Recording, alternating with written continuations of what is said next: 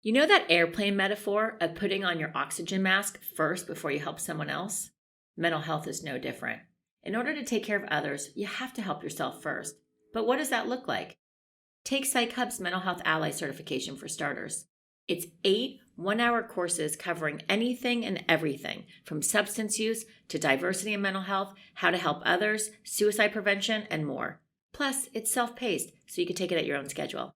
Become a certified, trusted resource to come to for mental health concerns. Visit psychhub.com/learning to get started.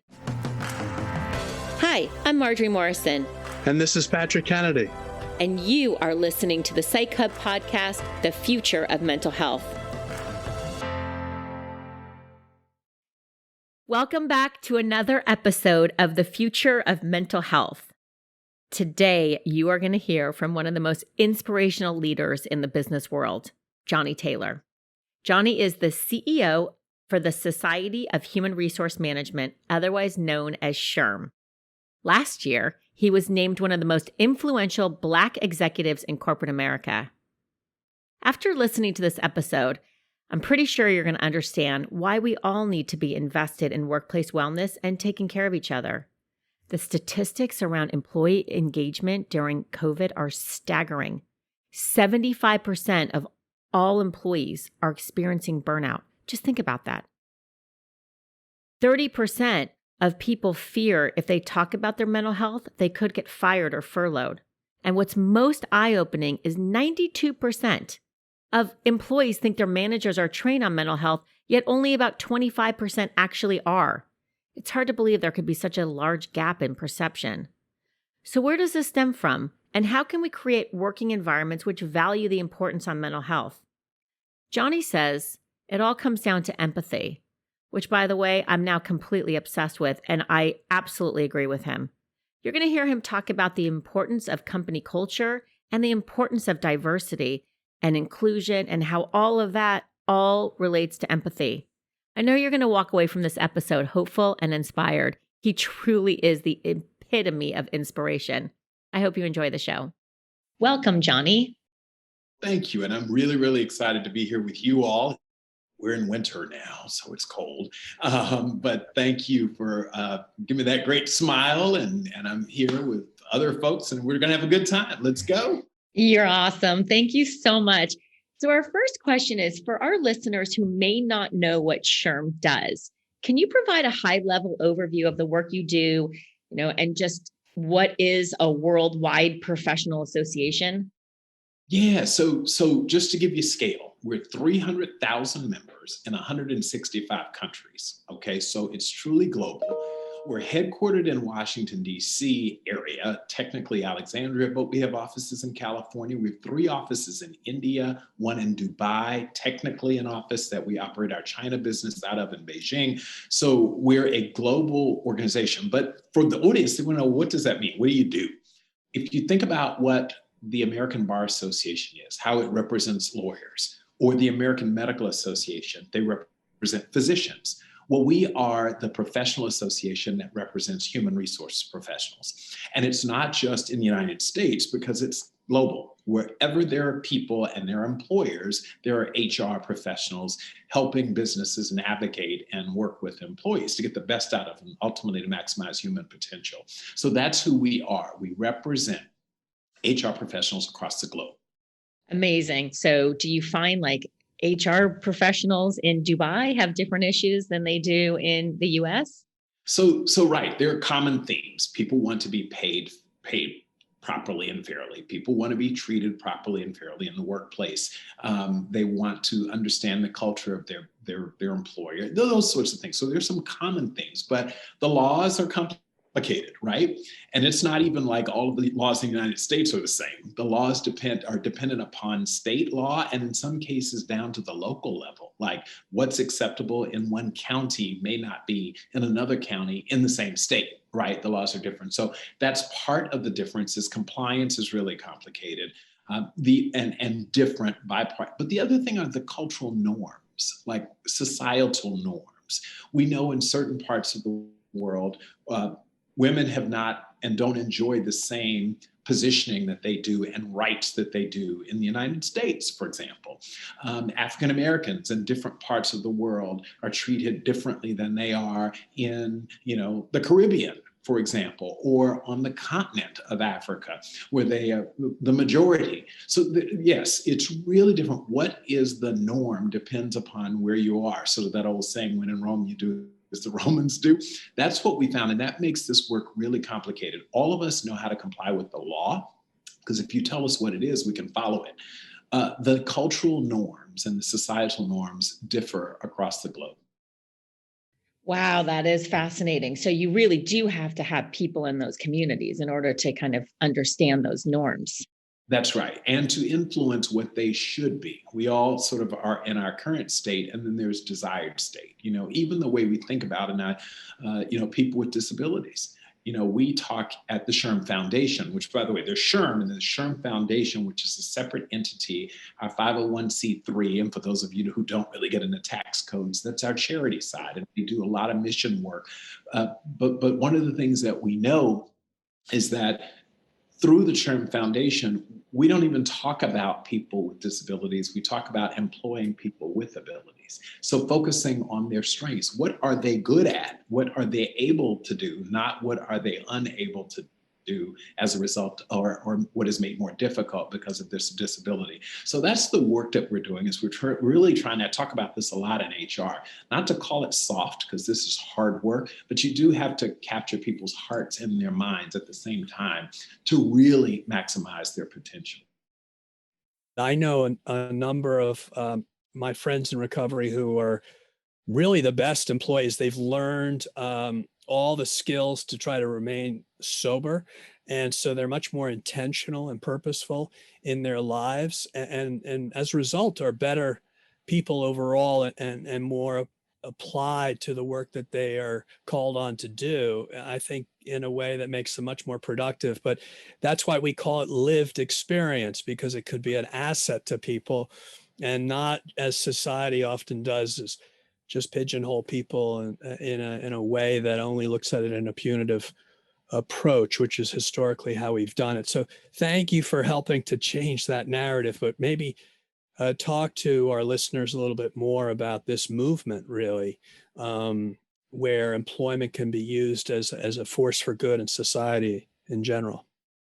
People who are vulnerable either to alcohol abuse, drug abuse, and substance abuse generally, it's not as easy as, I'm going to sometimes give you a second chance. It takes time. These are horrible things that they're challenged with, and we have to be empathetic to our fellow human being and realize that this is my frailty that's different from someone else's, and work them through it. So we come at this from the standpoint of the H in human resources. It's really about an acknowledgement that we're all human beings at the end of the day. And humans have, one could get cancer, which is a frailty, and your body just goes sideways. And we're going to talk more about emotional and mental health, but they're frailties that come with, some people are lucky not to be, subject to that, and others aren't. So we come from a place of acknowledging that as human beings, and being kind and at least thoughtful about our fellow human being. And let's be clear, empathy doesn't mean sympathy always, right? There are times when you have to hold people accountable and be very clear about what our standards are as a society. We need safety, right? So saying that we are supportive of giving the formerly incarcerated a second or third chance does not mean that we believe, therefore, we should compromise the health and safety of our fellow Americans, right? That doesn't work. You got to do them both. So we started with this work because we said, rarely is there an opportunity in the world where you have a win-win-win, when it is truly mutually exclusive. We know that if people who are incarcerated, if we truly as taxpayers and as citizens want to reduce recidivism, for us, just selfishly, if you're motivated by, I don't want to spend $35,000 a year to lock someone up over and over and over again, that we could put $35,000 into public school systems. We could use this money in other places, and that's a win for our taxpayers and our society. It's also a win for that individual, because you alluded to it. There's a dignity at work. even if, and we know this from people who are independently wealthy, they still want to work. They want to do something, whether or not they're paid for it or not. They want to work and be seen as contributing and using their brains and their minds, et cetera. So there's a win in that you take someone who wants to go to work and you allow them to do it. They stand a little taller, they smile a little wider, they just show up. And that's a win. And then the other area where I truly feel like it's a win, and we don't talk about it enough, is what we can do to their families. When a male or female comes out of a period of incarceration and they have children, they need to regain the respect of their children and their parents and their friends. And one of the best ways to do it is to come out and be meaningfully productive and working. And right, because it looks like you are now being normalized back in society. So everyone wins when we do this. We don't have the level of recidivism, which takes the brake off of. If they're working, they pay taxes, right? As opposed to being a draw in the tax system. Their families can flourish. They can actually be a lesson, a living lesson, as you say, lived experience to their children. This is what you don't do if you want to avoid that pathway. So all together, and that's what motivates us to do it. Now, let me tell you I call it do good and do good. I just gave you one side. I know that's grammatically incorrect for all of you sitting out there. I should say do well. But you're doing good, yes. And I just told you those reasons. But the other side of this equation is we as employers need talent. In a knowledge-based economy, and we've gone through the agrarian and we've gone through all of these stages. Well, this fourth industrial revolution is really about knowledge and data, and human beings will play a big role. Even with automation and even with AI, human beings will still be a big part of our success globally in the economy. Well, largely, with few exceptions, the world has gotten older. We've had fewer children. The United States is particularly, in the last 20 years, we've seen the declining birth rate do this. And we all celebrated millennials and everything. But at the end of the day, they don't have children, they have pets. And so we need human beings in this thing, right? Love a pet now. Let me make sure I don't offend anyone, right, Marjorie? So true, so true. But we need people. And what happened is we realized that because of the declining birth rate and the demands for people in a growing economy, we couldn't afford to dismiss people because they committed a crime in the past. We needed them in the workplace. So this isn't about, I'm going to do this because I feel badly for you. Frankly, it's a win for us as employers when before the pandemic, we had 2-3% unemployment in some parts of this country. Overall, 3.5% unemployment. And in the state of Iowa, which I went to school in, one of my graduate studies were there, 1% unemployment last year. So we were begging people to come to work. So why wouldn't you go to this untapped pool of talent? Either people who are, have the ability to do work even with their disability, people who were formerly incarcerated, older workers, veterans. In other words, this really was good for us as employers. It felt good, but it was good for business. Such great explanation of it. And I think it's got to be part of a systemic paradigm shift as a nation from here on out. And as we've learned from COVID, we're all interconnected and the solutions are all interrelated. And with the epidemic of, deaths of despair, suicide, overdose, as well as just the increasingly debilitating effects of anxiety and depression, addiction on so many, we have to see the intersection here, because if we're not working as one, in other words, if government doesn't involve the private sector in determining how they could be a big help to the overall good of the nation, we're really missing out this continuum of support for all of us. And in the mental health world, I mean, as Marjorie can tell you, there's the fragmentation is where all the destruction happens, because people fall through these cracks, and there isn't a mission which says it's all of our job to be part of the solution, as opposed to it's that person's job down the street to be in charge of, people with addiction or mental illness, but that it's a community effort. So I think because the human resources aspect is really the tip of the spear for employers to understand how they're connected to the society and all those policies that have to do with what kind of environment there is for the business. And so much of it is determined by human resources. You really are at the intersection of that. I can't think of a more interesting time to have your job during a time of incredible transformation in the inclusion of not only people with disabilities, people formerly incarcerated, but just everybody. And so tell us a little bit about the challenges. I know you've worked with Marjorie before on trying to have cultural competence for veterans, for Yes. example, coming back after Iraq and Afghanistan, so that their colleagues in the workplace, and so many of them were Guard and reservists, and were just returning to their job, knew how to make sure they felt accepted and had a place of belonging in their workplace. Now that needs to happen again in the wake of the pandemic of Black Lives Matter and the systemic racism that has been uncovered because of these terrible tragedies.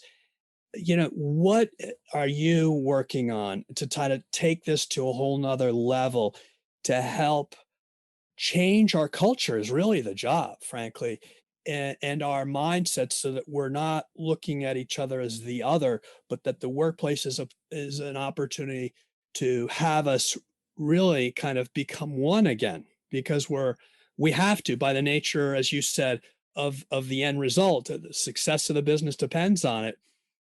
What kind of a new initiatives or efforts are you undertaking to try to uh, cope with this fast evolving world that we're living in, where inclusion has to be at the heart of all the answers that we come up with? So my gosh, you stole my line. And when we did this work, I started in corporate America years ago at a company called Blockbuster. So that's how long ago it was, because it doesn't exist anymore, right? To all of you youngsters out there was once a store called Blockbuster, right? On every corner.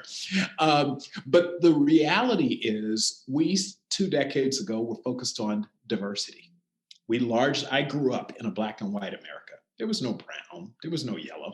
There was always that one Asian kid in the class, or that one, but it was a black and white world. And we had our challenges, but it was simpler, right?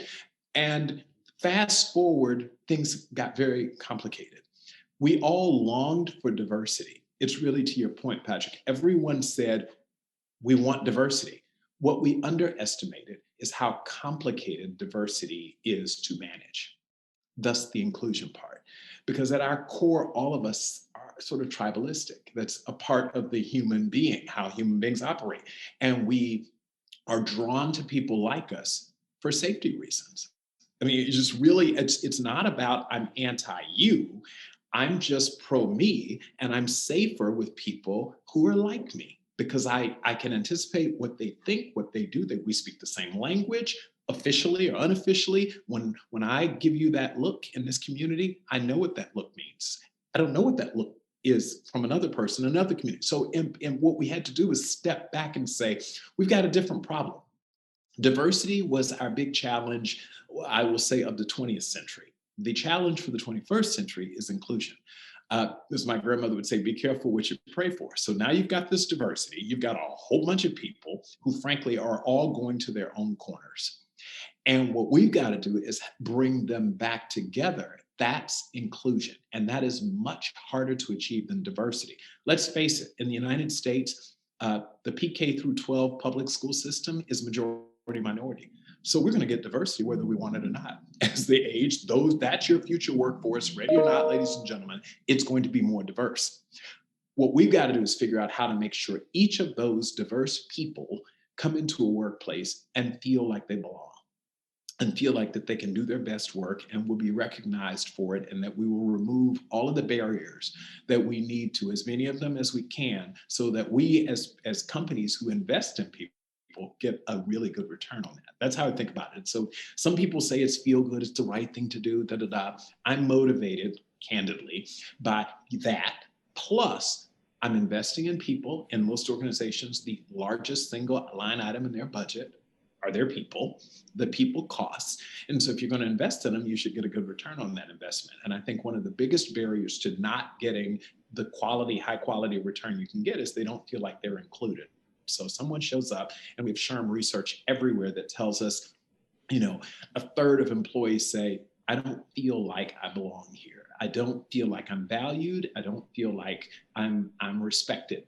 In fact, so what we've got to do is unpack that. What does that mean? Does it mean as an employer, you need to do better in making people feel respected and valued, or you have the wrong people for your particular culture? And it's both. The answer is literal. It's not one or the other. We all know that. Years ago, and I'll save you the horse story, I was invited to apply as the head of HR for a company, and they brought me in. At that time, I had facial hair. And they said, we don't allow people with facial hair to work here unless there's a medical necessity. And I said, And they said, and we here wear this kind of watch. We do this, we do that. It was Disney. And love Disney. Still spend a lot of money there. But that wasn't the right place for me to work. They didn't want me to be me. I don't think they're bad. It's just they're clear about what their culture is. And, everyone is a cast member, and I was part of that cast, right? Got it. And I still support them. I'm going off but let me get back to the point to say that the criticality of the message that the can you opened, to use Margie's language about it's in the can, is that we have got to figure out how to bring all of this diversity together and to cooperate and work together. That is so complicated. It is the challenge of the 21st century, in my opinion, because if we do that at work, where most of the adult population in America spend some time at work, either working from home, working in a workplace, whatever, but you're working. If we can change their mindset about this, then we can actually change the broader culture. The whole country can change if we can use the influence that we have as HR professionals while we have you captive for 8-10 hours a day. Amen. I love the way that you spelled that out, because to separate out diversity and inclusion is so profound, really. And so many times we lump these two things together.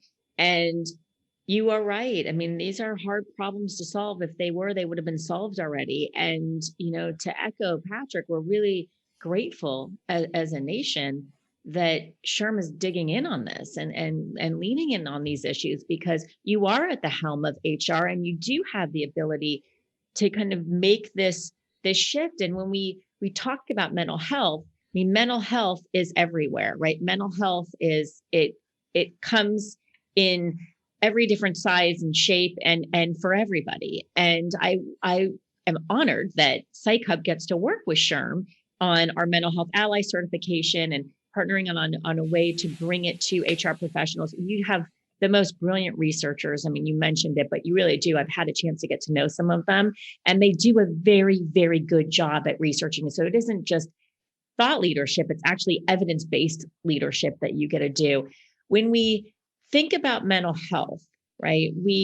We're focused on what is the future? What we know, it's a broken system. There's a lot of things that are wrong. A lot of it is showing up at work.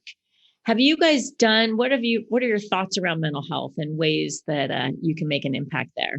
So we've been talking about mental health for a while because we as HR professionals always knew that you can't get the most out of someone who's struggling, either with physical health or mental health. So it's, again, our vested interest is to ensure that we help our whole employee, mental health and physical health. So we've been working on it for a long time, but I got to tell you, the pandemic accelerated it.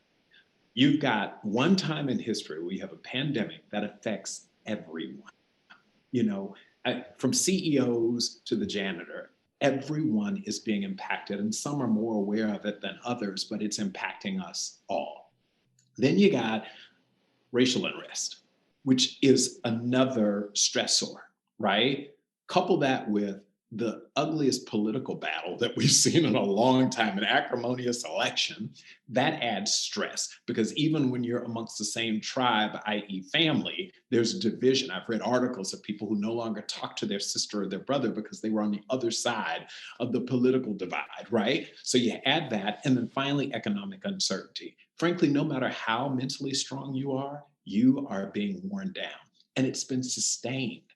I could almost deal with, and I say this, I very personally, any one of those four I could deal with, but I can't deal with two or three of those four. And in some cases, four of those four for a sustained period. I'm from Florida, as you no doubt know, and we had hurricanes. You can withstand a hurricane category 5 hurricane overnight.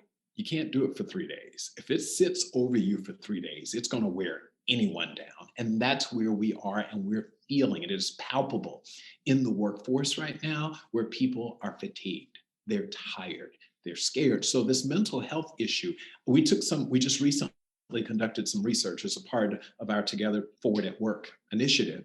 And we found that 25% of workers, 1 in 4 say, I feel hopeless, depressed, and down often.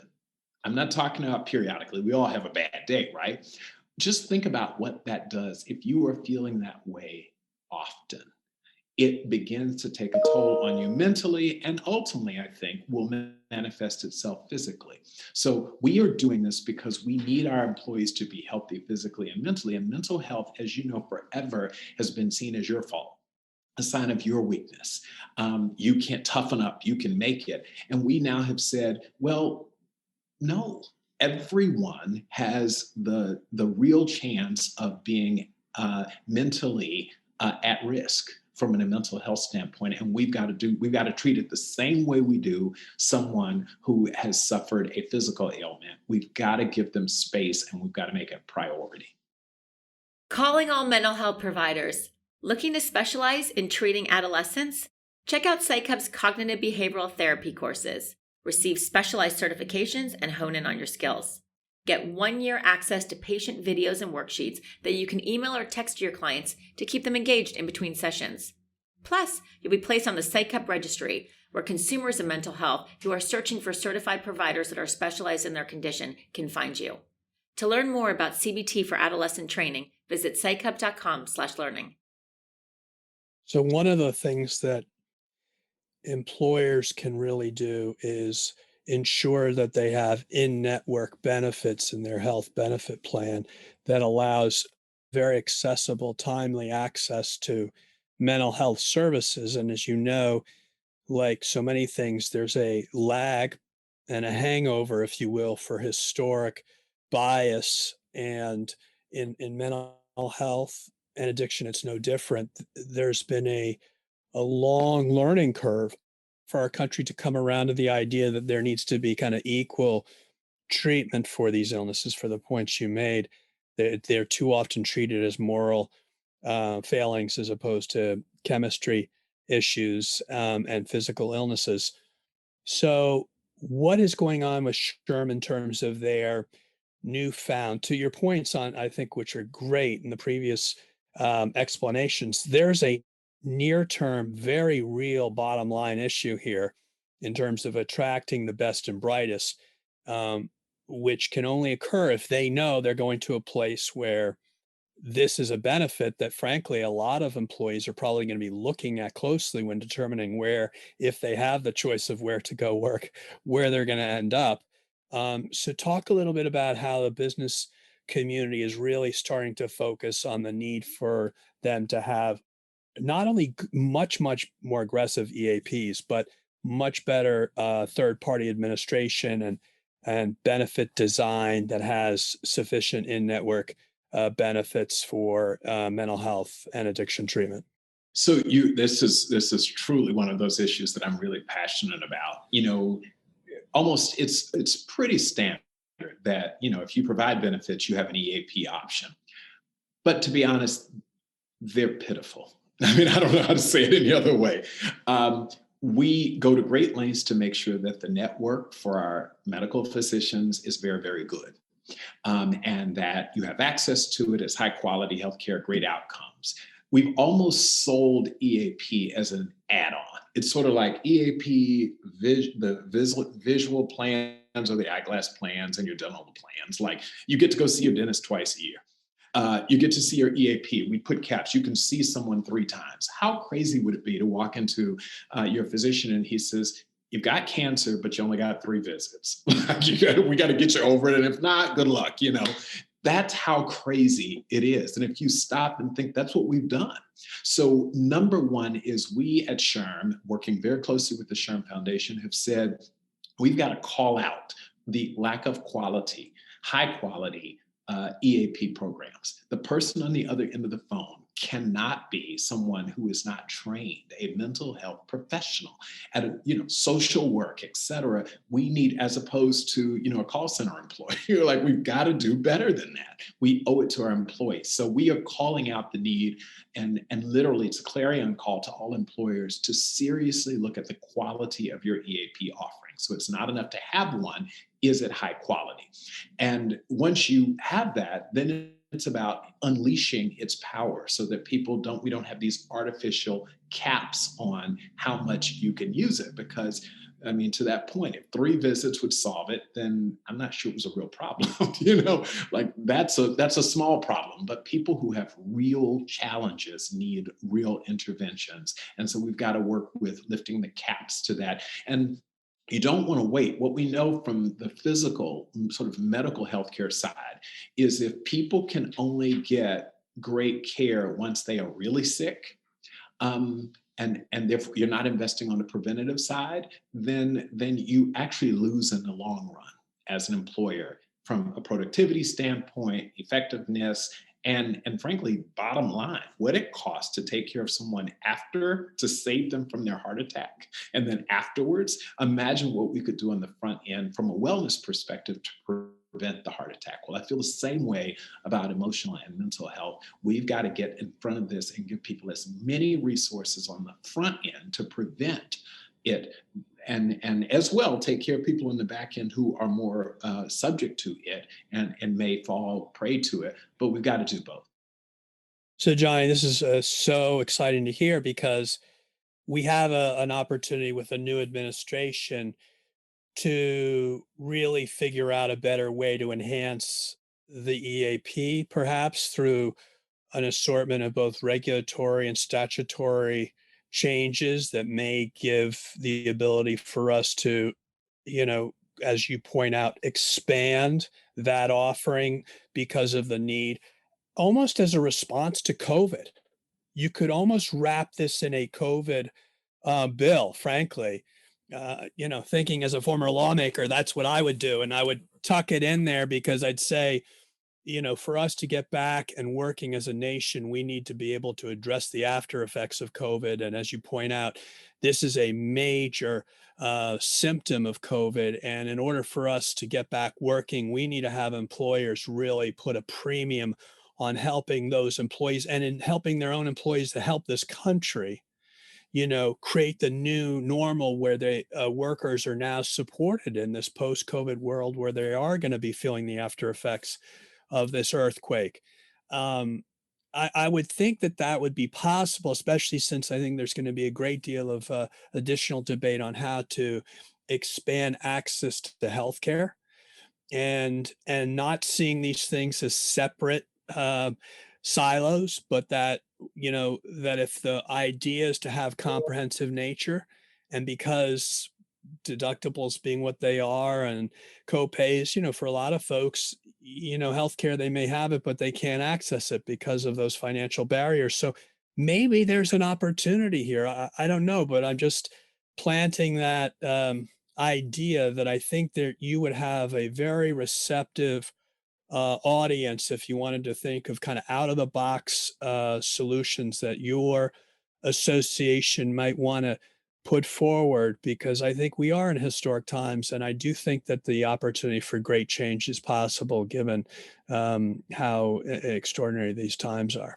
And I'll say this, we go to great lengths at SHRM to say we're we're into policy, not politics. I get the political divides everywhere. It's not, I don't engage in that, right? I'm an American and I'm going to celebrate whoever's in the White House when they're there, period, because I need our president to do well, no matter who he is. But, and what, to that point, what I will say is, we all know when we go back to Civics 101, the laws have to come out of Congress. I will say the work that we did with the current administration, they were very receptive to this conversation around mental health, and they were actually very supportive of it. Now, how you pay for it, who pays for it, is it the employer, is it the employee, is it, I don't know, but that take that away. I am optimistic that the incoming administration will continue that work. It's just like we talk about the formerly incarcerated. The current administration was very good on, they signed into law the First Step Act, but that First Step Act came out of Congress, right? So we've got to get Congress focused on mental health. And we're doing it in an environment, and I think you'd have to admit this is going to be interesting because we're going to have fewer dollars. This economy is going to struggle through, I mean, we've taken on all of this debt to deal with the pandemic. And by the way, again, that's not a statement about debt.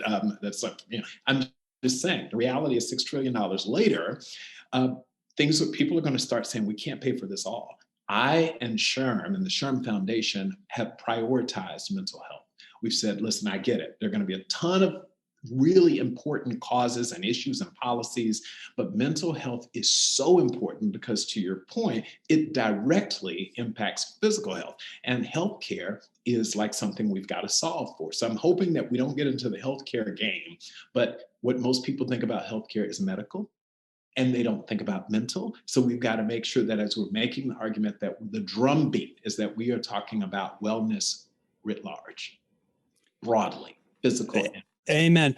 Well, my point is that, as you said, these states are all going to be hard pressed to continue to fund essential services. They are. They're just in New Jersey, where I live now. I mean, we've had to float a bond just to cover the gap. And no matter if Congress and the new president have a chance to do a strong revenue share to state and localities to help offset these costs, it's not going to nearly be enough. It won't be. And so the real challenge is businesses really do have an opportunity out of necessity to step up and say, here's how we're thinking about economizing to make sure we preserve what's essential. And that's why I go back to criminal justice is really a reflection of a lack of public health approach to, mental illness and addiction, since that's the principal place where people get mental health and addiction services is through our criminal justice system. As a default, and when you look schools too, and schools, and of course, we don't pay attention to social emotional learning and giving kids the coping mechanism development, problem solving skills that are going to help sustain them and preserve their mental well-being as they go on to a very stressful world. But my point is, I think if we manage to pool resources and instead of them having these siloed dollars, which of course in government is what we do, there may be a way through innovative financing mechanisms, the equivalent of these social impact bonds, where we could get, smarty pants, McKinsey, Millman types to say, here's how you have the corollary between this set of risk factors and this set of costs down the line. If you invest here early, this is your ROI. You can't get it overnight, which is where our country goes in terms of immediate ROI. But let's evaluate ROI in a broader way. Let's structure the financing. I mean, it's all about structuring financing. That's what Wall Street and what we do so well with our economy all over the world. Why can't we come up with that in terms of paying for what works in terms of services that benefit businesses and our country and the people? I mean, this is just a historic time. I am so happy that you guys are really focused like you are on it. And what I'm loving, and I know Marjorie wants to jump in, I can see her itching at the bite, but I got to tell you, it's also an amazing time. You talk about public-private partnerships. You talk about this is not government's problem or industry's problem. It's an American problem, right? And if we approach it that way, companies are willing, I'm convinced, and we'll use our platform, 165 million employees all over the globe. We're going to say this is good for business. Because you're right, it's almost unreasonable to think that government can single-handedly solve for this. They can't.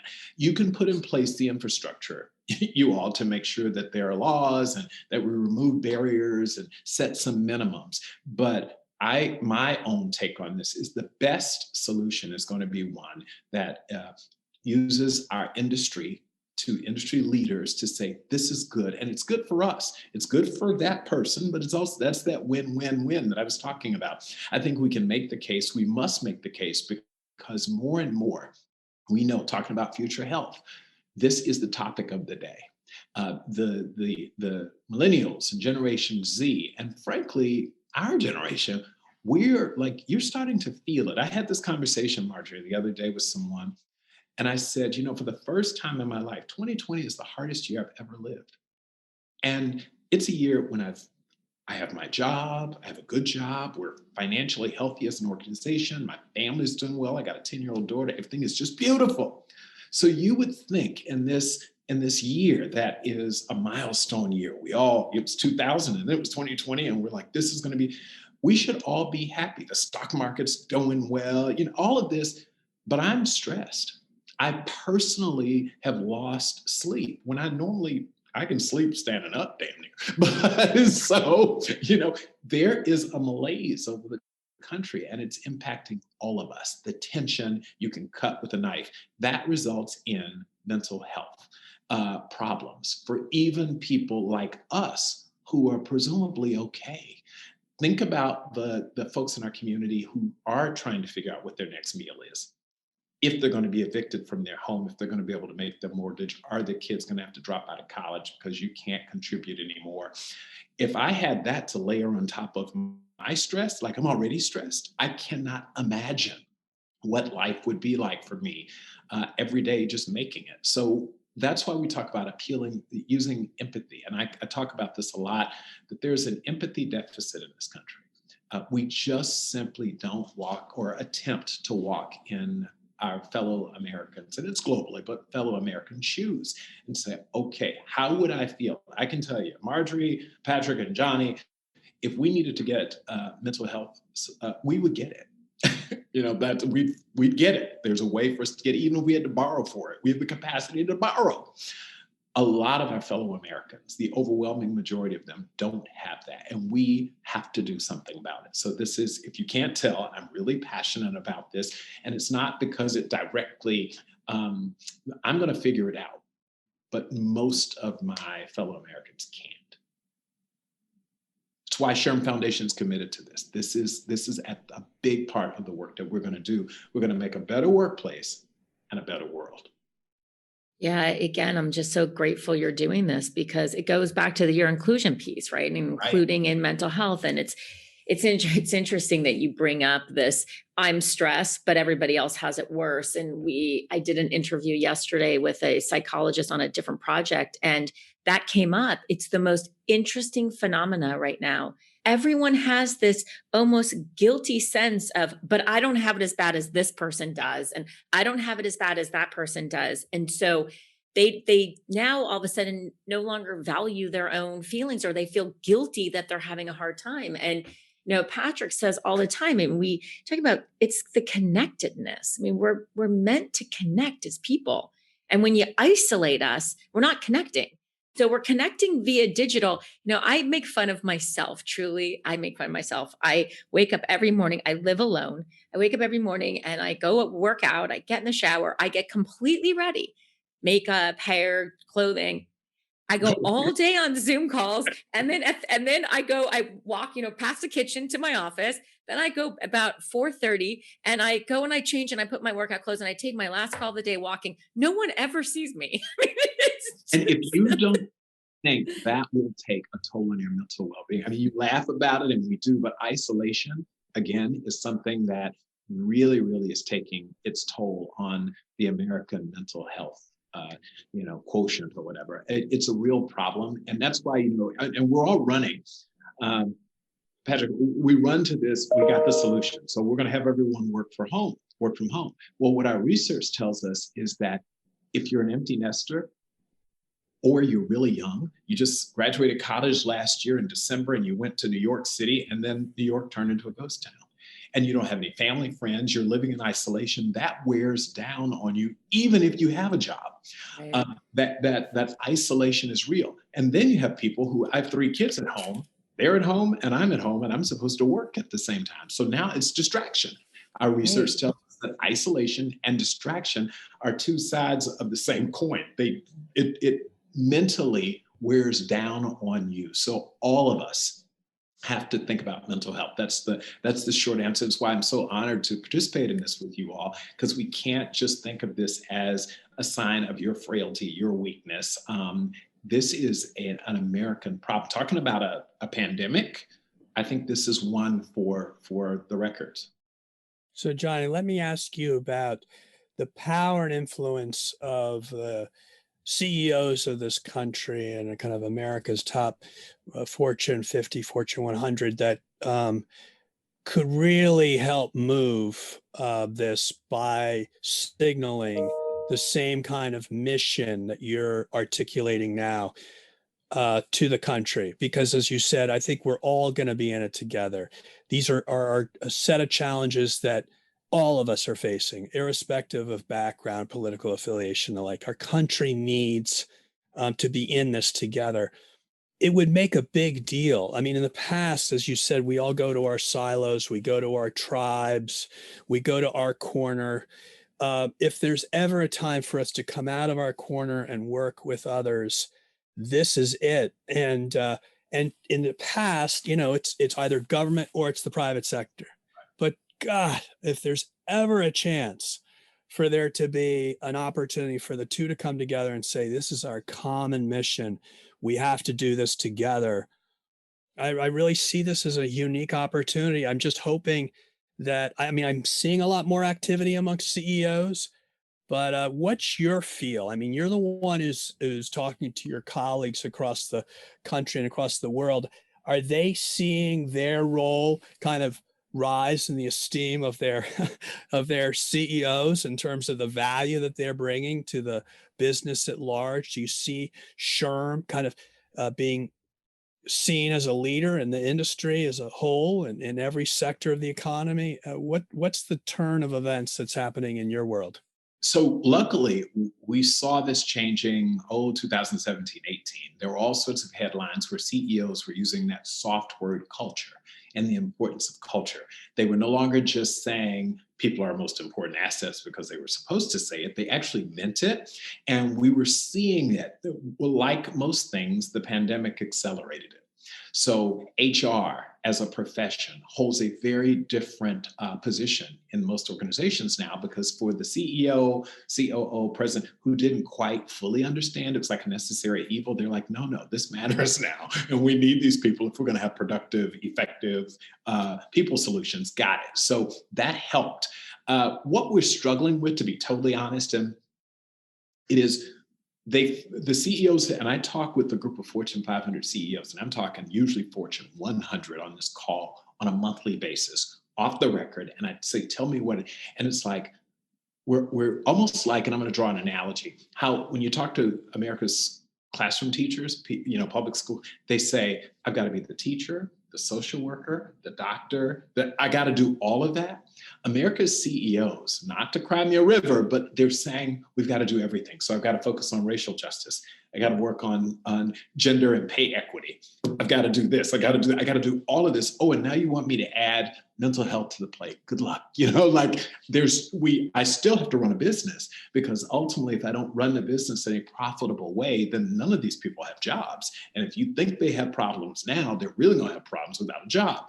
So it's just really, when you talk with the country's CEOs, they know that they've got to do something about this. Unfortunately, mental health, because of the pandemic, is not a debate now. They understand it, and they're using the power to put pressure on elected officials and to change the conversation. Because let me tell you, one of the things that we know from SHRM research, and this might come as a surprise, it holds true on mental health, the failure for us as a society to accept mental health for what it is, the resistance to hiring the formerly incarcerated. The biggest problem is not the CEOs. It's not senior management. It's the person next door to you. It's the person who sits in the office who says, yeah, I believe in hiring the formerly incarcerated, but not here. The person who says, yeah, we should do something about mental health, but I don't want to work around her. She looks crazy. Why is she crying? What's her problem? So believe it or not, the pushback is from the worker. They all make the CEO or the senior management team the bad guys. But when you really get at it, this is a cultural problem. We do not have enough empathy. And so it's someone else's problem if you've not been successful in corporate America. It's someone else's problem and so now I even see it in our workplace. The employees are blaming management is blaming the employees, and at the core of it, no one is willing to empathize with each other. Walk in my shoes as a CEO for a while. I'll walk in your shoes because every CEO has once not been a CEO. You've been rank and file. If you do more of that, you understand these are tough decisions. As we just said, in a nation that's likely to enter a phase of austerity, we're gonna have to make some tough calls, really tough calls amongst everything that's important. I wrote it down actually where you said empathy, debt, sensitivity. And I love that because I think that you're right. And obviously we come from the lens of Psych Hub, which is online education, because we believe so much that education is at the core, the foundation of so much of this stuff. But I wholeheartedly agree with you. I think empathy is a missing piece, and it's really hard to wrap your arms around it because people say empathic things, but they don't feel it. And there's a disconnect, and you see it a lot where, I find even in conversations, I have to explain something to say, I understand that you feel this way, but this is how it feels to me, and it's just like, it's basic common, this ability to step outside of yourself and see how somebody else might feel. And we are missing that. And I don't know that we know why. We blame everything on social media. Is it because we've become such a me society of focusing on me and everything is me? And I will also throw in that this whole Zoom video conferencing doesn't help because we all joke that we stare at ourselves more now than ever. But but Patrick makes fun of me because every day I'm like, I am so tired of staring at myself. And I am the world's biggest critic of light. Look into the light. But I think that there is something has to break that. Something needs to make that shift. And if we could have more empathy, we could have better racial equality, could have better, understanding of people's different situations. Have you thought about we always kind of wrap these episodes with, if you had a magic wand of, the future mental health, what it might look like. But if you had, empathy is, you feel it. I can tell because you've made it, I've mentioned it a few times. I completely agree with you. If you had a magic wand, how could we fix that? Right. So we've got to talk about it. You can't fix that you don't talk about. And so that's why I've been talking about the empathy deficit, just an acknowledgement. It will solve for so many of our specific problems. So to your point, if it's about race, then I would say, I wonder how it feels to be a Black man in America. I can't replicate it. And I don't want to sympathize. I don't want to make poor little Black guy. I'm telling you as one, I don't need that from you. Empathy, just try to walk and understand what my lived experience is. How do I feel as a working mom? It's easy for me to say, go figure your life out, I pay you. But for a second, if I could walk in your shoes, you got 2 kids at home, you're trying to work, the kids are screaming, they get stuck on a math problem. Like, how do you do that? How do you do it if me or someone in my family committed a crime and went to prison, or who's struggling with alcoholism? If you could just get people to do that, we could begin to make real progress. That's what we've got to do. I think we should infuse more empathy conversations in our K through 12 school systems, because that's at the root. We have seen a country where bullying, and I don't mean running into a bad day, because we all have bad days, but I mean consistent mean-spirited bullying is not okay, from the top of our country to the bottom of our country from a leadership perspective. It doesn't work. And we have convinced each other that this is okay. We really have. We've normalized some pretty damn abnormal behaviors. And what we're not appreciating is that it is taking its toll on us, on our mental health. our well-being is being infected is the right word too, not just impacted, but infected with this lack of civility, respect, and ability to be empathetic. So that's what we're trying to say. If in Congress we could talk about this, Patrick, if we could talk about it in business, if nonprofits, in education, we can make progress. But I want to end with mental health. We talk about the future of mental health. It's not the future, it's right now. This is a real problem for our country. And we had better get our arms around it because it will start manifesting itself in some very bad ways. I already think we're seeing it, but sustained pressure. What's that thing about, things crush under sustained pressure. They just do. Even the strongest of materials, if compressed for too long, will begin to splinter and crush. And so we're pushing the limits, if you ask me. And that's why we have all got to have these conversations. We've got to elevate the discussion around empathy and force each other to do it. And I'll say this finally, the one problem that I have with empathy, when I have a conversation with people about empathy a lot of times, or when I have someone come to me and say, you need to be more empathetic, and then I say, and I need you to do the same thing. See, it's not one. That's a problem. Empathy isn't a one-way street, right? You have got to listen to my perspective as a Black male, and I've got to listen to Patrick's perspective as a white male. If I'm unwilling to do that, and all I want to do is tell him what he's done wrong as a white male and not have any conversation, because I don't understand his world and I don't care to most often, I just know my problem. It's not just an empathy deficit, it's the bilateral nature of empathy. And if we don't do that, we're going to have a problem, because then it's all about guilt. I'm going to make you responsible for all that is bad. And I'm actually good. I did good. I'm perfect. So, Johnny, this has just been such a joy to spend this time with you. It's so exciting for me to know that you've got this great position that can be, you can evangelize this really great vision that's not just good for your particular job and industry and your colleagues, but really good for the world. And I really think that you're blessed to have found your spot where you can really make a difference and have a sense of purpose, and really grateful for you.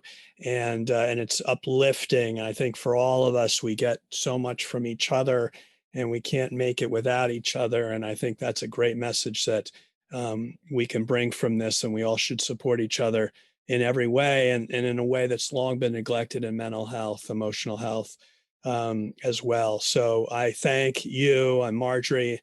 Thank you. Thank you both for doing this work. God bless you. And thank you for giving me this opportunity today, and the SHRM Foundation. I have to give credit as we started out, Marjorie. We have an amazing team, and Wendy, who's our leader, Wendy Safstrom, the executive director, and Ellen, and we have a full team of folks who are doing nothing but really good work. So thank you all. What's cracking, Hope Nation? It's your friendly neighborhood Kevin Hines, and here's your Psych Hub brain health tip of the week. Have you heard of the exercise effect? Sure, exercise can improve your physical health. That's awesome. But there's so many mental health benefits to exercise. Exercise releases chemicals like endorphins and serotonin that can help you improve your mood. It'll make you feel more energetic, sleep better, and improve your memory. You don't need to devote hours to the gym.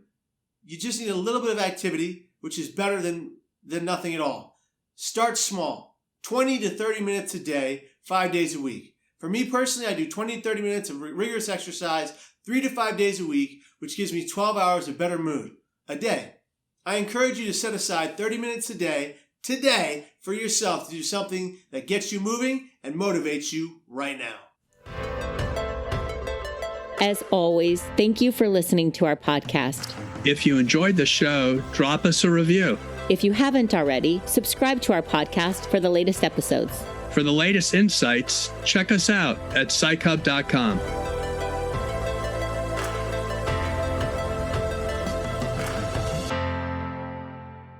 Want to learn more about substance use? Maybe it's something you're silently experiencing, or you have a loved one who needs help. Check out Psych Hub's Mental Health Ally certification. We have a 1-hour course dedicated to substance use awareness that covers overdose warning signs and withdrawal, and resources to get help. It's only $15. Or you can complete the entire Mental Health Ally certification for just $99. Visit psychhub.com/learning to get started.